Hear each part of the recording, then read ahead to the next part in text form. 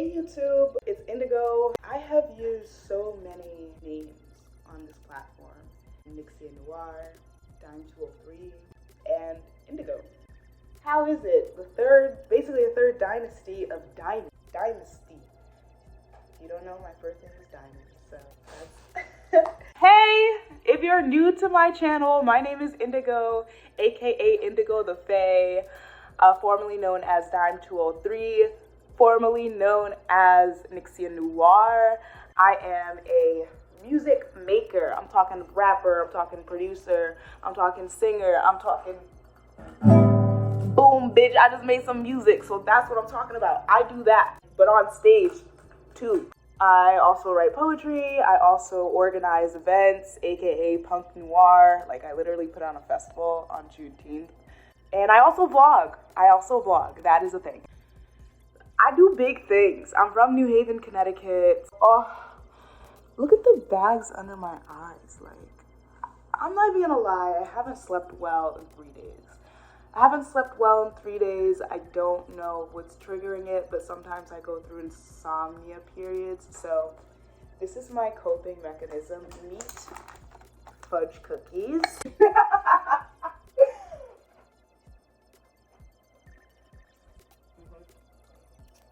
I'm feeling the coke. I'm coping. Oh wow. I did not expect this to taste so good when I bought it. So basically, I will be buying another cart of these. For coping. We're gonna be vlogging, story time, how I ended up in the Boston Globe. This is me in the Boston Globe. I'm just gonna put the picture. Okay. So in January 2023, you know, it's the new year. But at the same time, it didn't feel like the new year for me. It didn't feel like anything new. Like, I had a really rough holiday experience in 2022, and nothing felt new. I felt like all the baggage from 2022 is just calling itself 2023 at this point. And I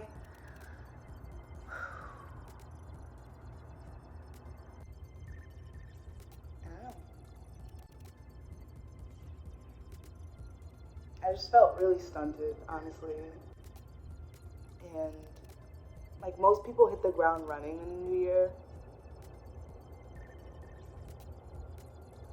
I just felt, I don't know. The reason I'm saying I don't know is because, like, simultaneously I had the motivation to do what I did. I think it's because I trusted myself to get out of the funk that I was in at the time. Like, even though in the moment I didn't feel like going out to seek opportunities for myself as an artist, I knew that I would regret it in 2-3 months, that I didn't put the seeds down for myself to reach my goals and receive fruit from my labor, or like not laboring at all. Like, I need the fruit regardless. Like, at the time I was looking really hard for performance opportunities for myself. Why is it so hard to talk about right now? It's just emotions, I guess. I don't know, it's like I was watching everybody else on Instagram show how much they believe in themselves and like how much their hard work has paid off over the year.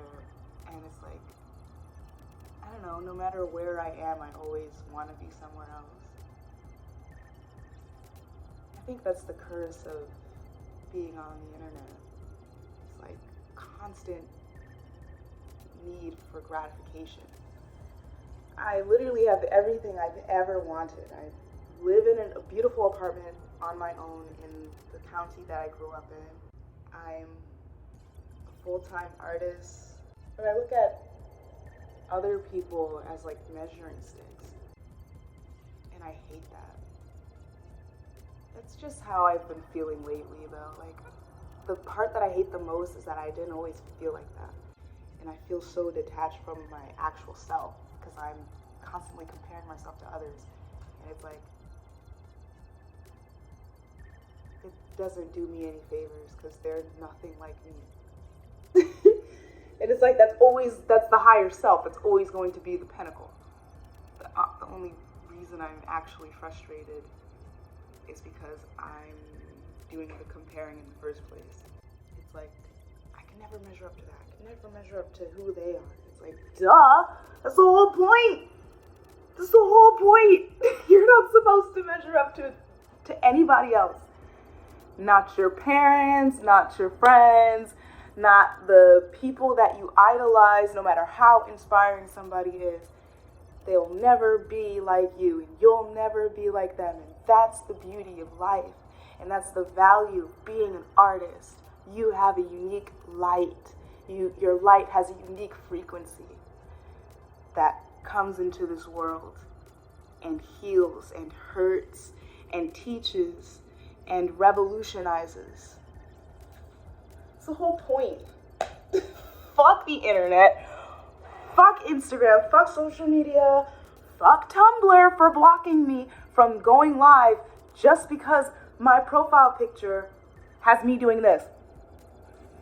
Fuck censorship. Like,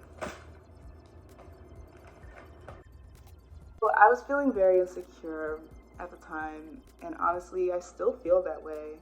I'm struggling to come out of it, or like, not anymore, like struggling so much, but I feel like I'm still in the thralls of dragging myself out of feeling that way. I mean, I still have the strength to put myself out there at the same time. I was just very eager because I felt like I honestly, comparing myself to all these different people, I felt like I had to like prove myself, prove that I deserve to be on the same stages, that I deserve to be in the same rooms, that I deserve to be on the same playlists as these people.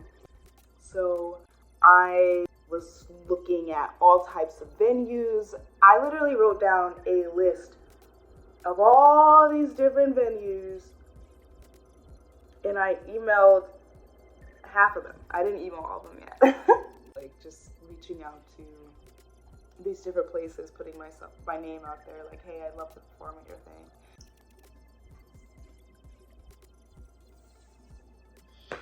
Yeah, so I was on Twitter and I saw a post by punqnoire, a tweet, sorry. Now do I sound like one of you?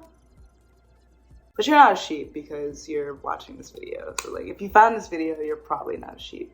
So I'm on Twitter and I saw a tweet on my feed by punqnoire, who's a digital alternative rapper and music producer based in Boston. And they were looking for performers for their next show that they're organizing. I was really excited when I saw the tweet because I've been searching for an opportunity to perform. Like, I hadn't gotten any bookings for 2023. I hadn't gotten any bookings locally. The last performance I had was December 15th. And the last performance before that was like a month prior, in November. But anyway, I hadn't performed in a long time, and so I was eager to jump on the opportunity to perform at punqnoire's event. And so I immediately messaged, I don't remember if I messaged privately or if I tweeted, but I was like, hey, I'm down. You know, punqnoire and I have performed before. Actually, one of the most recent performance posts that I have on this page is when I performed in Boston, which was opening for punqnoire. So we performed before twice, now 3 times. And punqnoire got back to me real quick and was like, okay, Indigaux, we're gonna do this thing. Pull up February 4th to this location. We're gonna be performing. Boom. That's kind of not how it happened. I should just check I'll be right back. Okay, on January 17th, after a brief correspondence with punqnoire, we officiated that I would be performing in Boston, Cambridge actually, for an event called Knobs, which was basically like a beat maker's pop-up. And I do make all my own beats. That's something that I promised myself to do in 2023. It's like my only resolution this year actually, is to only create my own beats for my solo projects and not get any beats off of BeatStars, not get any beats off of YouTube. If I am going to be getting beats other than myself, they're going to be from people that I actually know, that humans that I know are humans. So, because now AIs are making music, and that's a whole other vlog, to be honest. On January 17th, I knew that I would be performing in Boston on February 8th, which was a Wednesday. I called off work for that day, and I started to prep for the show. I usually rehearse at an actual rehearsal spot, like a studio. However, I feel like my relationship with that place has been a little awkward lately. Like I adopted the key for like a month or something. It wasn't like a month, was it? Like almost a month. It was a good couple weeks. I just had the key. And again, I was not having a great entry into the new year, and so that contributed to why it took me so long to bring it back into space, because I literally stayed in my house for like the entirety of my vacation, my holiday vacation. Like after Christmas, I did not leave the house, only to go to work. And then after that, like I've only recently been challenging myself to get the fuck out of the house. Because I will literally just stay here, go to work, and then come straight back, and just stay indoors. And I just feel like I'm in my hermit zone, and I need to exit the shell. I need to exit the shell. Like the shell is no longer comfortable. I've been doing a little bit of growing actually. So if anything, I need a new shell. And I have to come out to be able to find that new home, that new sense of comfort. And that new sense of comfort, I'm saying out as in like experience. However, that home is always within me. So it's like the experience builds the home, you know? The sense of belonging within myself. So yeah, I was doing all of my rehearsals inside of my apartment. That meant taking my Bluetooth speaker and just busting out the set. Not even gonna lie, I didn't figure out what my set was gonna be until we were driving there. So I rehearsed by doing a lot of breathing exercises because, like I said, I did a lot of lounging in the beginning of the year. I haven't been out much, not doing a lot of exercise. I just wanted to make sure my breathing would be okay while on stage, because I do like to dance a lot and it's quick to run out of breath. So I did a lot of breathing exercises just to keep up my diaphragm's health. And I had a new song. So that was the focus of my rehearsals, was trying to memorize a new song. And the song is not yet released. However, you can go look at the video of my full performance, and it's the first song that I put on the video. The video is not in the same order that I performed everything, so just so you know.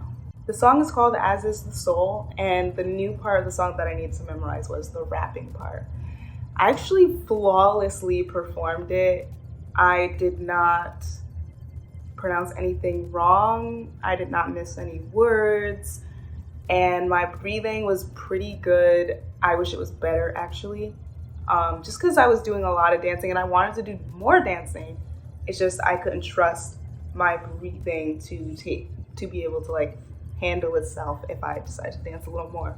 So yeah, in between January 17th of when I was booked and February 8th of when I performed, I was rehearsing and advertising the performance. A couple weeks after being booked, Pink Navel created a group chat with all of the performers / beat makers, and they're like, yeah, so here's the flyer. I was so excited. Like there was like one typo that they had to fix real quick, but as soon as we got the finished version of the flyer, I downloaded that shit. I posted it on Tumblr. I posted it on Twitter. I posted it on my Indigaux Facebook. I shared it to my personal Facebook so that everybody knows that I will be performing in Boston February 8th. I was really excited. Like, I even wrote a little blog under the post about how excited I was. The people that were on the flyer were me, Indigaux, punqnoire, aka .dev, Father Hotep, and Merced. So there were 4 of us. We would each be performing for 30 minutes. I didn't know any other person on that lineup except .dev, aka punqnoire, and so I decided to do some research on the people. I definitely gravitated toward Father Hotep's music and aesthetic when I found his Instagram page. But I was really blown away with his personality when we actually, we didn't meet. Like I said, I'm also an organizer. I run punqnoire. It's an event series that centers queer, trans, Black, Indigenous punks in the Connecticut area. punqnoire had its virtual open mic night. Father Hotep popped into the live, showing all this love and excitement for punqnoire, but also for me as Indigaux. He had said how excited he was to see me perform live, how much he'd heard of me, and how he thought my music was cool. He was just gassing me up, and I felt, it felt really good. Especially in that time, I was just not feeling myself. So for him to be to fluff me up, and it had been a while since I performed, so I really needed that energy, especially from someone who's from the same state that we're gonna be performing in. Him giving me that positive energy really pushed me to want to make sure that my performance was gonna be on point, that I was giving Boston my best, even though the timing just feels like Boston doesn't deserve my best. I actually used to live in Boston. If you look down, just scroll down in my vlogs, in my videos, you'll see that I was actually vlogging since I was a student at UMass Boston. I had an awful experience living with 3 very racist, violent white women who wanted to poison me dead, who literally tried to poison me dead.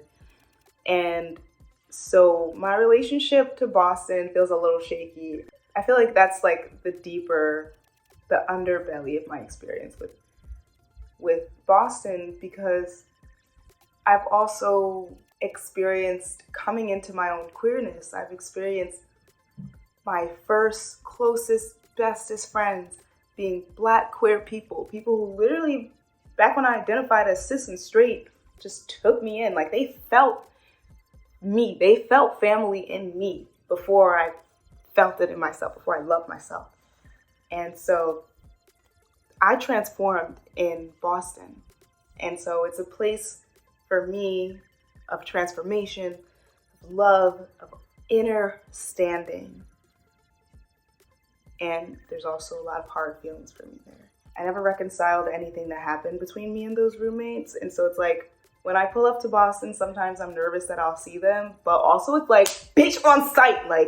Fuck you, fuck your fucking family. All of you bitches can suck my dick, but only with consent, which you'll never get because you're an ugly.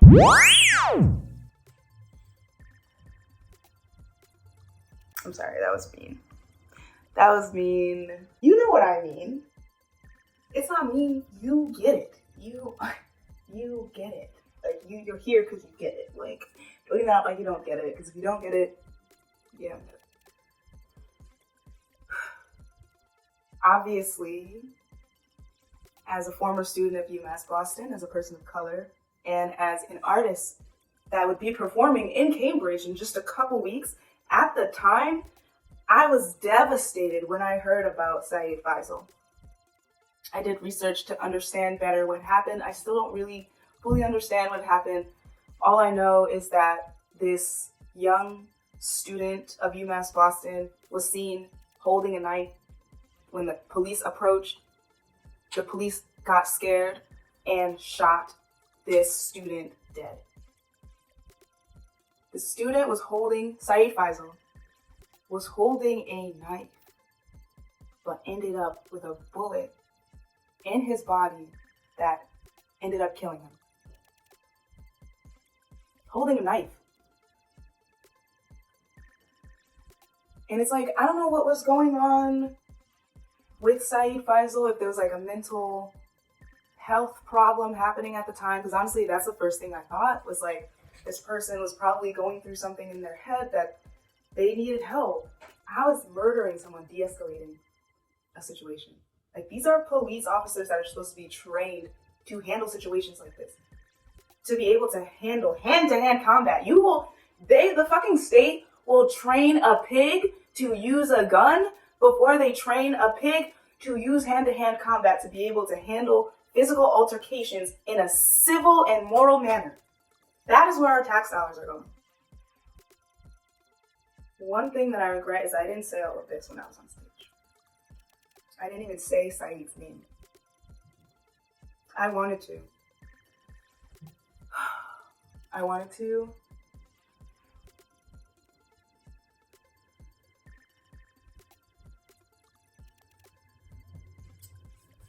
Why did I don't know. I feel like I still have some growing up to do. Just emotionally.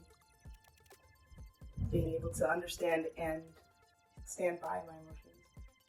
Because when I don't understand them fully, it becomes easy for other people to invalidate them or manipulate them. And I feel like my fear of that, not being able to stick up for myself and emotionally, my emotional vulnerability, just stood in the way in that moment. Kept me from speaking up and using my voice. That's not true though, because I fucking shredded that bitch. If you look at my performance, I shredded. If you listen to my lyrics, I shredded. Internally, I dedicated that performance to Saeed Faisal. I dedicated that performance to the old me that was not able to stand up for myself until the last second in front of those racist white women who tried to destroy me. I was literally occupying the space on the same land that I transformed in someone, in a gang of white women tried to destroy me when I was transforming, in the middle of my transformation, and they got burned.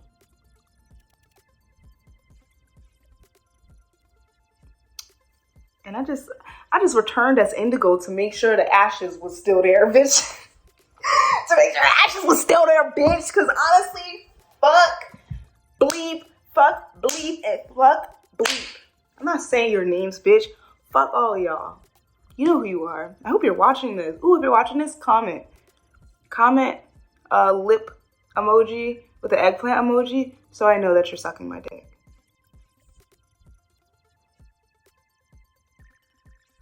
I wanted to make sure that this would be the littest performance to date. So, whenever there's an out-of-state gig, my partner is the driver. My partner is the getaway driver. So, I told my partner, like, yo, I want to have more people pull up to the show. Like, I kind of want Connecticut to come to Boston with me. Like, I said, I'm going to put it out there that I want to do a mini music road trip. Just a bunch of musicians in the car together going to Boston to support another musician, to meet other musicians, and have some fun. A mini music road trip where literally musicians going to a live show to meet other musicians. Like, it's going to be lit. Connecticut artists meet Massachusetts artists. Now that you've met, shake hands. Yes, indeed. I just went on my Instagram, like the new status things in your messages. I went to that and I was like, going to Boston, like, who's coming with, or some shit. I was just like, mini road trip, pull up. I also went on Lex, because, yeah. So the message I put on Instagram instantly got a reply from my main day one listener, fan, and friend, Craig Musa, who also makes music, like I said, car full of musicians. Go check out NTR. Go check out Craig Musa. Go check out Indigaux the Fae. And then I went on Lex to find more people. I got a couple replies, one of which was from a couple, these two women who wanted to pull up with us. It ended up not so much working out. I mean, we really tried to make it work out, but they're from Naugatuck, and it would just be it would be like the way the map was looking, he was like we would have to go like, and then this way, and it was just like, ugh, that's adding like almost an hour to the trip, because not only are we driving 30 to 40 minutes to Naugatuck, but Naugatuck is also just a little bit further from Cambridge than Hamden. It would just be an extra hour, and it's like, we're not trying to do all that. And it was just a lot. Like, we really tried to make it work. I really wanted them to come. Like, they're really cute too. And I was looking forward to having a full car that we could all just be vibing. Like, we're gonna smoke and chill and hotbox the fuck out of that little car. Like, but it didn't work out. I was even considering getting an overnight hotel just because I didn't want my partner driving that late at night for so long. That was pretty much the only reason. I just was looking out for my partner to make sure that they're good. But we ended up just driving back anyway. It ended up just being the three of us, Nature, Craig, and me, Indigaux. All of us pull up with snacks, marijuana, and we get in the car and we drive 3 hours from Hamden, Connecticut, all the way to Cambridge, Massachusetts. I did hear from a little birdie named Pink Navel, aka .dev, that the Boston Globe would be in the room somewhere.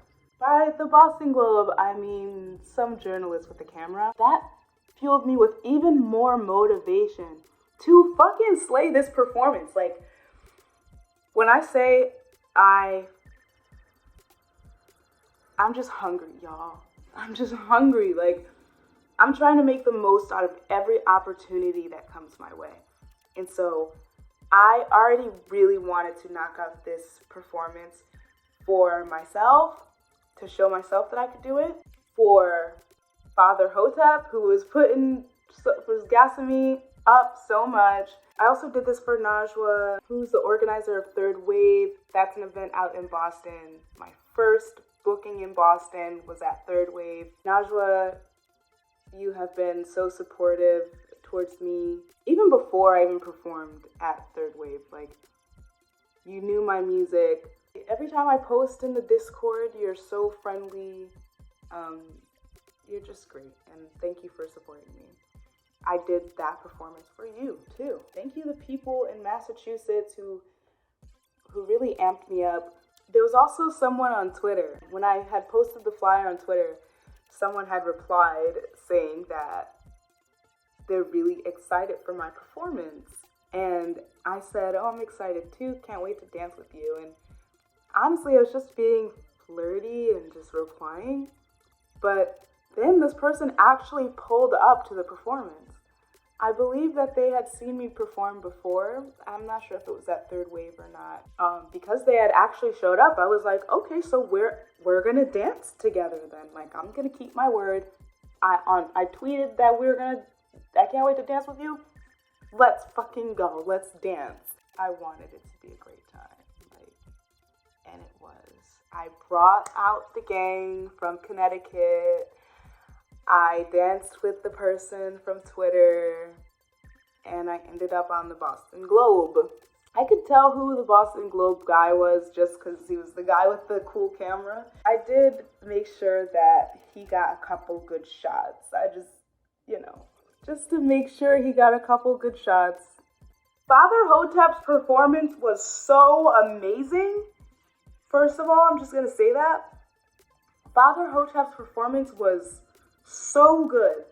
Like, so good. Y'all should listen to Father Hotep. Y'all should listen to .dev, aka Pink Mabel.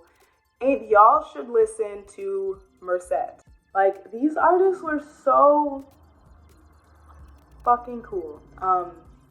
Like, so great. I forget what I was saying before that. But yeah, that's how I ended up on the Boston. That's how I ended up on the Boston Globe.